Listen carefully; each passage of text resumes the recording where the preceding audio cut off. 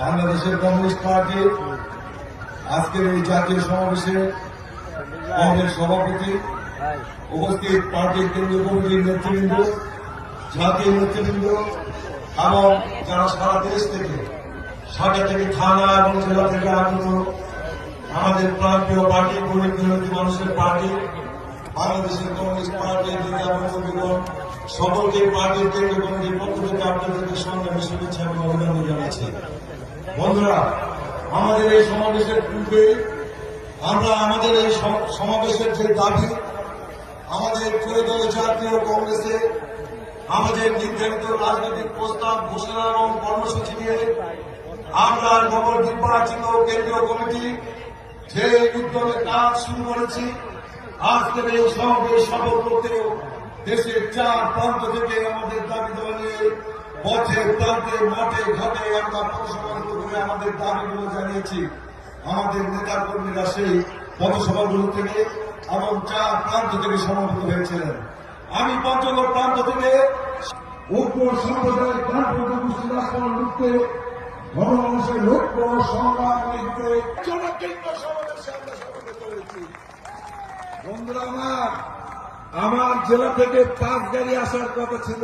শুধু ফাসিস্ট এই শক্তি কিংবা আমাদের এই ডানপন্থী উগ্র মৌলবাদী এই দক্ষিণপন্থী গোষ্ঠী নয়, এই অন্তর্ঘাত নিজের মধ্যেই মনের অজান্তে লুকিয়ে আছে।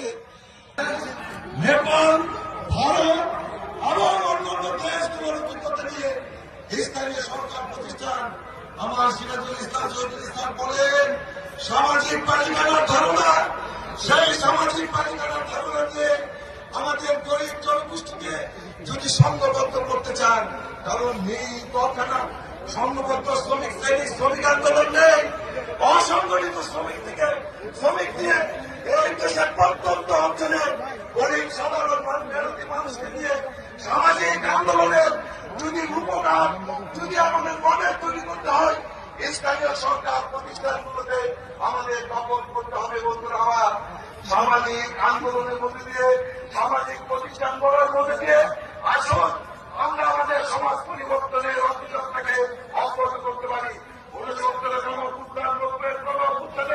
একটা বিরাট অংশ আমরা দখল করে দিয়েছিলাম।